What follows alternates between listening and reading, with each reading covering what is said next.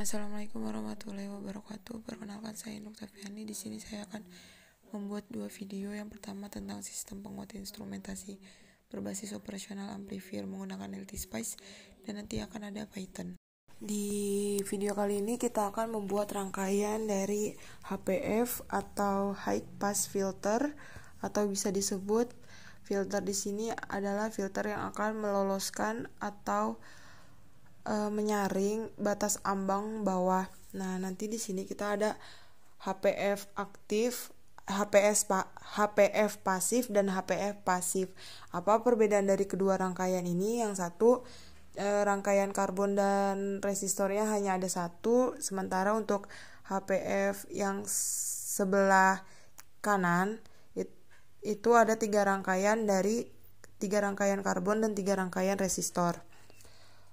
Lalu kita nanti akan setelah dihitung di Excel dengan menghitung frekuensi ambang ya HPF-nya, rumusnya adalah 1 dibagi 2 dikali dengan pi atau 3,14 dan dikali dengan R-nya adalah 30K, dan dikali dengan C atau sesuaiin dengan nilai dari masing-masing resistor dan kapasitornya. Setelah dihitung didapat 0,005308 dengan frekuensinya 0,1 itu lebih besar dari 0,05. Jadi 0,1 itu lebih besar dari batasnya, jadi diloloskan. Jika diubah frekuensinya menjadi 0,001, maka inputnya akan lebih rendah dari frekuensi ambang batasnya. Jadi sinyal outputnya akan terblok. Nah, di sini ketika di run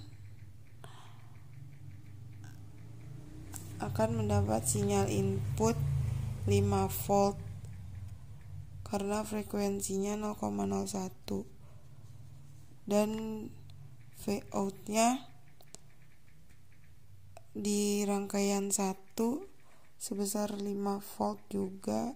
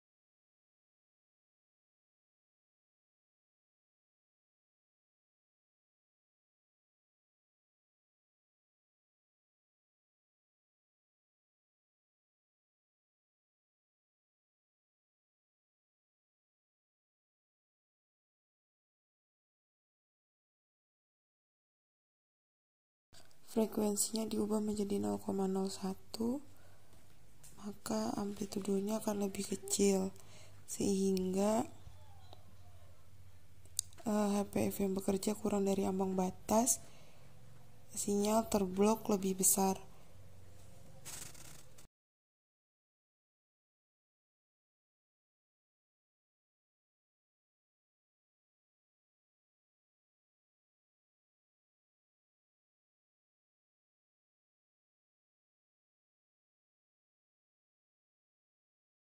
Di sini terdapat 3 grafik, yaitu grafik berwarna hijau, biru, dan merah. Nah, untuk grafik berwarna hijau adalah sinyal input dengan frekuensi 0,01 yang terbloknya sedikit gitu. Nah, untuk yang biru itu satu rangkaian HPF, atau yang tadi C sama R-nya cuma satu doang. Nah, untuk yang merah ini output yang 3 rangkaian HPF. Nah, amplitudonya itu lebih kecil dari yang lain. Yang lain kan 5 volt. Kalau yang ini HPF yang bekerja kurang dari ambang batasnya, sehingga sinyal yang terblok itu lebih besar dengan puncaknya 30 mV. Selanjutnya kita akan masuk ke bagian rangkaian LPF atau low pass filter.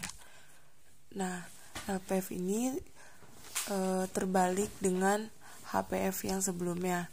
Jika HPF tadi jika frekuensinya di bawah ambang batas, maka tidak diloloskan atau diblok, sedangkan ketika di atas frekuensi ambang batas maka diloloskan. Nah, di LPF ini ketika frekuensi berada di bawah ambang batas maka diloloskan, dan ketika di atas frekuensi ambang batas maka akan diblok.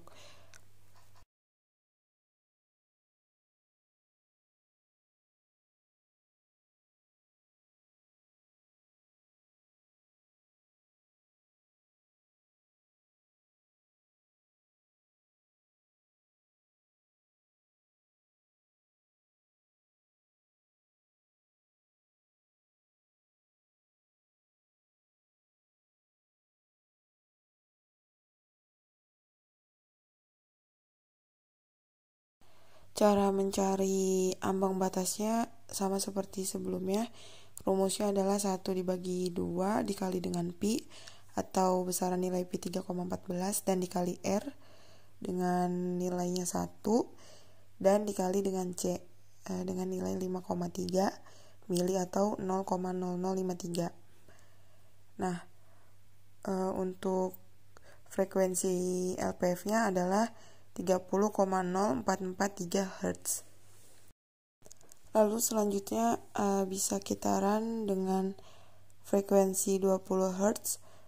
Nah, untuk sinyal hijau di sini, grafik hijau di sini adalah sinyal inputnya. Ini dikatakan lolos karena memiliki amplitudonya 5 volt. Nah, untuk grafik biru ini adalah sinyal outputnya dengan rangkaian 1 CR. Nah, di sini lolos walau ada sedikit penurunan, yaitu sebesar 4 lebih volt. Nah, untuk yang merah adalah rangkaian output dari 3 rangkaian CR. Nilainya yaitu di bawah 1,5 volt. Nah, harusnya lolos, tetapi ada penurunan karena adanya resistor jatuh.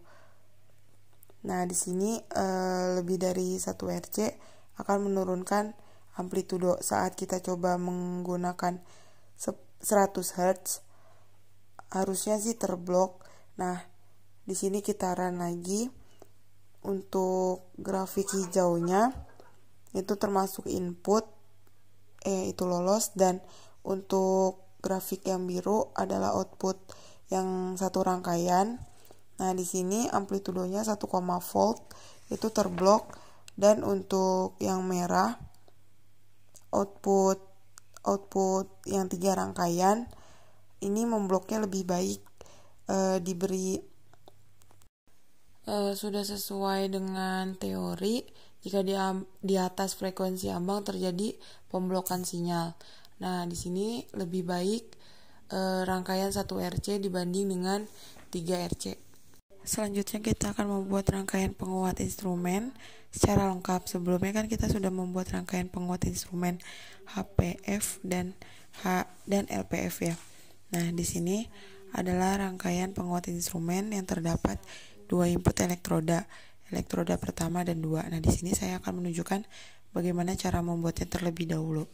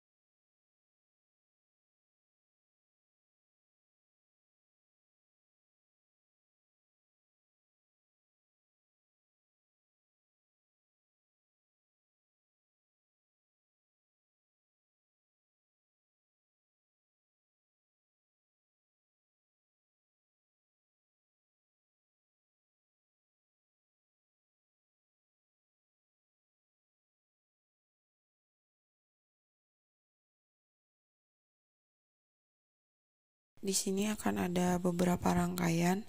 Akan ada rangkaian elektroda 1 dan 2, HPF, LPF, rangkaian subtraktor, dan rangkaian dari level shifter, dan akan ada rangkaian dari non-inverting. Nah,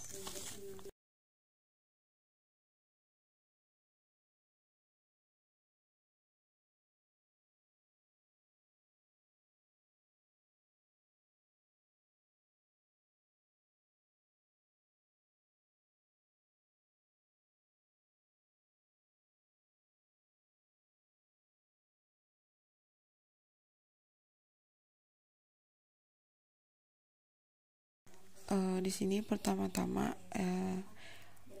rangkaian elektroda 1 dan 2 itu akan masuk ke penguat inverting. Nah, setelah itu elektroda 1 dengan amplitudo 1 mV, dan di sini tuh sangat kecil karena untuk memperkuat sinyal yang kecil gitu. Nah, untuk elektroda 2 amplitudonya 2 mV. Nah, untuk amplitudo 1 dan 2 itu selisihnya hanya 1 mV, dan sinyal akan masuk pada rangkaian penguat sinyal non-inverting RI dan RF di elektroda 1 dan 2 akan memiliki nilai 1:9. Ini akan terjadi penguatan sebanyak 10 kali karena dari hasil teori yaitu 1 ditambah 9/1 yang akan masuk itu 1 milivolt, dan yang akan keluar akan 10 milivolt karena akan terjadi penguatan sebanyak 10 kali. Nah, untuk elektroda 2 yang akan masuk 2 milivolt dan yang akan keluar 20 milivolt seperti sebelumnya. Nah, akan masuk ke rangkaian subtraktor di mana sinyal kedua akan dikurang dengan sinyal pertama. Dari sinyal elektroda 2 akan dikurang sinyal elektroda pertama. Dengan sinyal elektroda kedua adalah 20 volt dan sinyal elektroda pertama adalah 10 volt, maka hasilnya akan 10 volt. Nah, setelah itu akan masuk ke HPF, atau di sini HPF-nya memakai 3 rangkaian CR. Di sini HPF-nya HPF aktif dan akan dikuatkan dengan rangkaian non-inverting. Di sini akan keluarannya 10 kali lipat juga dengan RI dan RF, sama seperti sebelumnya, yaitu 1:9. Dengan HPF aktif, keluaran HPF aktif akan mendekati 100 mV. Nah, setelah itu masuk ke rangkaian LPF, akan terjadi penurunan, dikuatkan kembali dengan rangkaian non-inverting. Nah, dari 100 mV jadi 1 volt. Nah, lalu akan masuk ke level shifter dan akan digeser. Yang awalnya akan ada muatan negatif dan positif, lalu nanti akan ada semuanya akan menjadi positif. Nah, di rangkaian ini akan ada rangkaian non-inverting juga, penguatnya 1:1, yang artinya 1/1 dibanding dengan 1. Keluarannya akan 2 yang masuk. Nah, setelah di run, ditinjau sinyalnya dengan HPF, nanti ambang batasnya 0,05 30 volt karena resistornya 30 kilo ohm dan kapasitornya memiliki nilai 1 mili. Dan untuk LPF-nya ambang batasnya akan 31,84 Hz dengan resistor 5 ohm dan dengan kapasitor 1 mili. Nah, di sini harusnya akan lolos karena 20 Hz ini akan di bawah 30 Hz. Lalu kita akan mengecek tinjauan dari sinyalnya. Dengan amplitudo 20 Hz, 20 Hz itu kan di bawah 31 Hz dan di atas 0,05 Hz, jadi ini masih aman. Nah, sekarang kita akan menganalisis sinyalnya. Nah, untuk pertama-tama kita uji dulu di elektroda 1 atau di input. Nah, nilainya memiliki nilai 1 mV, sedangkan elektroda 2 itu memiliki nilai 2 mV. Nah, di sini kita akan mengecek juga penguatan elektroda 1 dan 2. Nah, elektroda 1 tadi dikuatkan 10 kali dan elektroda 2 dikuatkan juga 10 kali. Nah, di sini elektroda 1 yang warna merah dan elektroda 2 yang berwarna hijau ya, di sini mah hijau atau biru ya itu. Nah setelah itu di yang warna hijau dan biru itu kan input awalnya. Nah yang merah sama hijau biru itu tuh outputnya.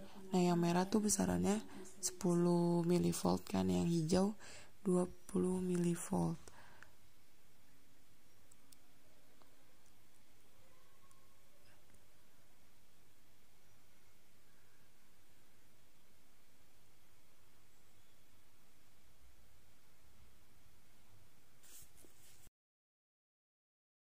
Selanjutnya kita akan mengecek keluaran dari output subtraktor atau yang tadi memiliki besaran 10 milivolt karena elektroda 2 dikurangin elektroda 1. Ini keluaran dari elektrodanya. Nah, di sini kita juga akan menguji output HPF yang warna biru. Itu turun tetapi tidak terlalu besar dan dikuatkan kembali menggunakan rangkaian non inverting sebesar 10 kali lipat. Di sini dapat dilihat bahwa yang rangkaian biru itu yang HPF-nya, nah yang di merah itu saat dikuatkan dapat terlihat besarannya.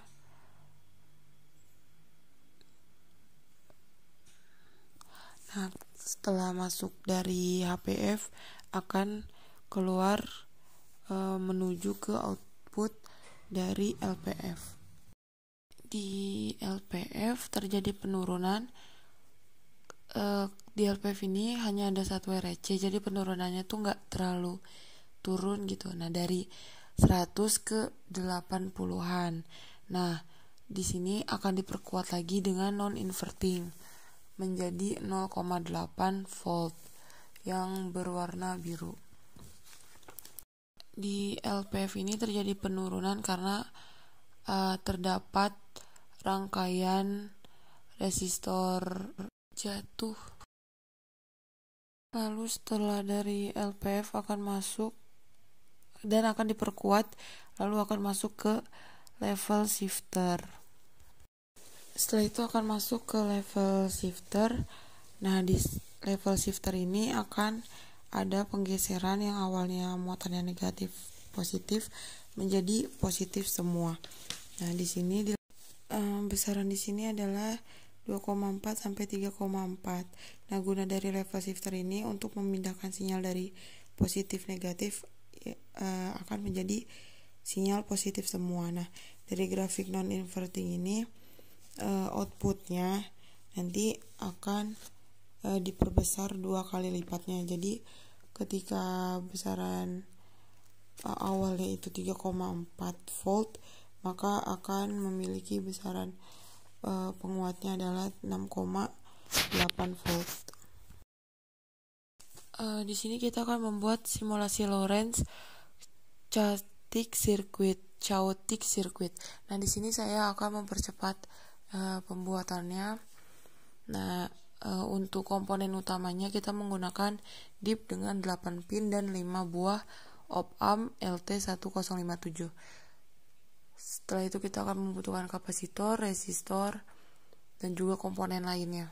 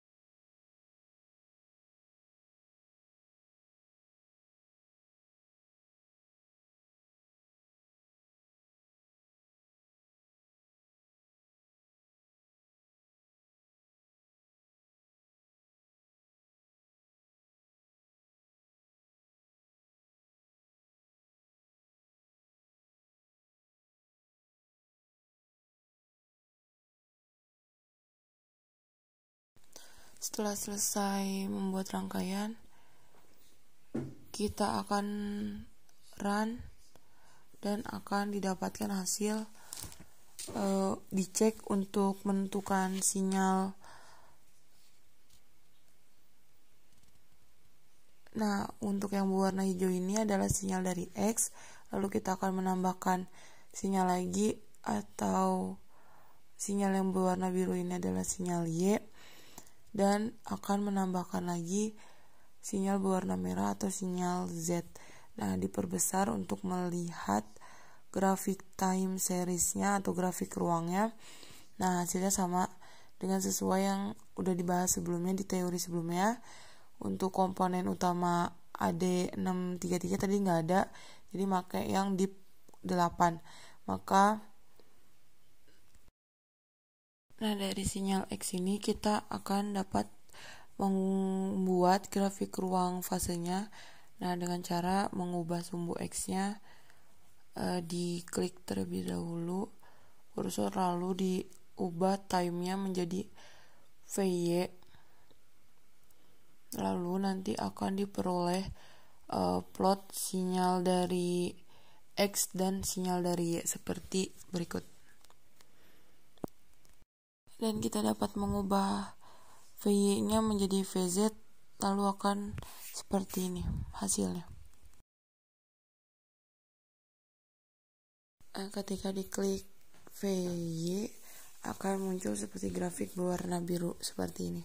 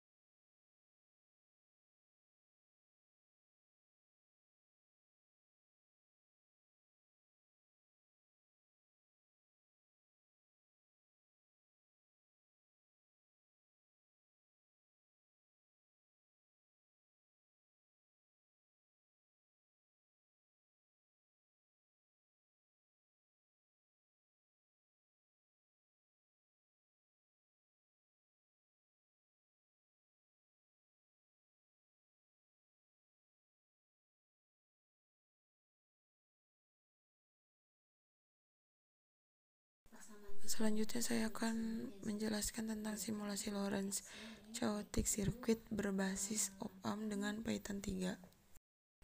Sebelumnya kita sudah membuat Pythonnya, lalu kita klik edit with idle. Lalu di sini ada NumPy ya. Di sini kita akan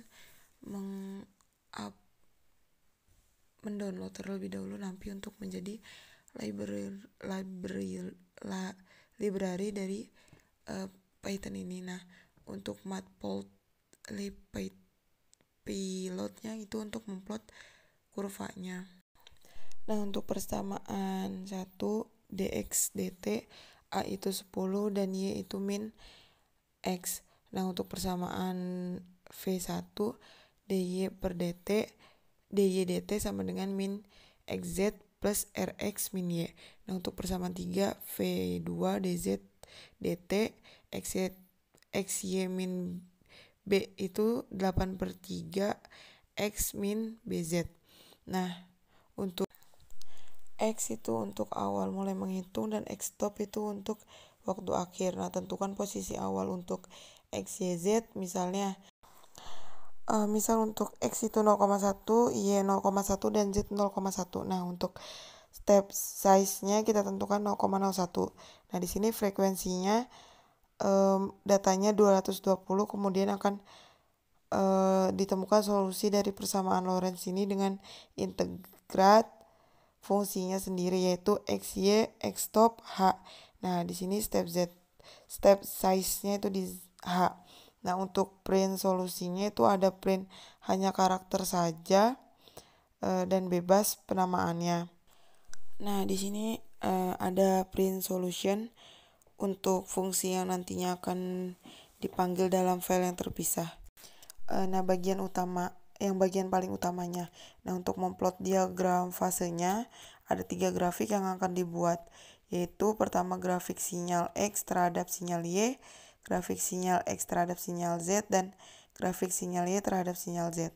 Ada 3 baris di satu kolom. Ini untuk program untuk memunculkan ruang fasenya. Nah, yang kedua adalah memplot time seriesnya. Untuk metodenya akan dijelaskan setelah ini. Metode run cut 4. Nah, di sini kita akan running file diagram fase atau ruang fase dari proses Lorentz-nya. Nah,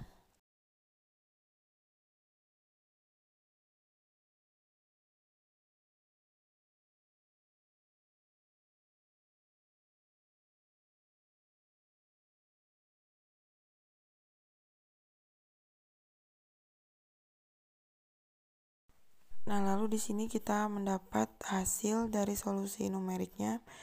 Nah, dalam bentuk ruang fase, di sini dapat kita atur agar tidak terlalu bertumpuk antar garisnya.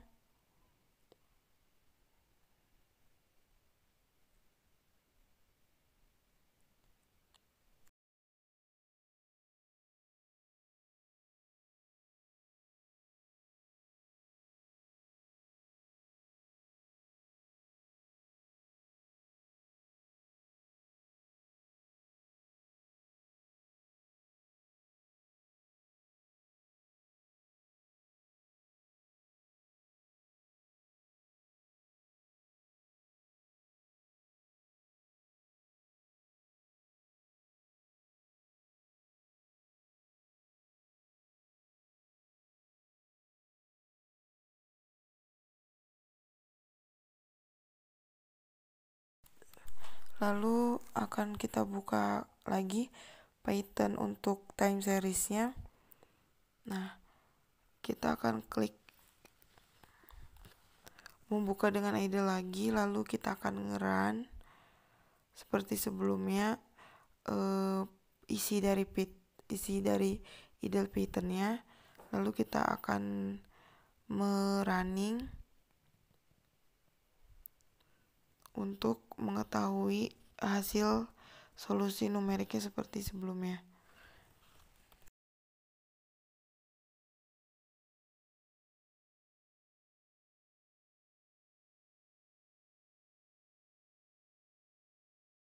Nah, kemudian terdapat hasil solusi numeriknya seperti sebelumnya dalam bentuk ruang fase, time fase. Nah, dapat diatur agar tidak bertumpuk seperti sebelumnya. Tinggal di ubah-ubah aja WS space-nya, H space-nya, right, top, left, dan button-nya. Bottom. Sekian, terima kasih. Wassalamualaikum warahmatullahi wabarakatuh.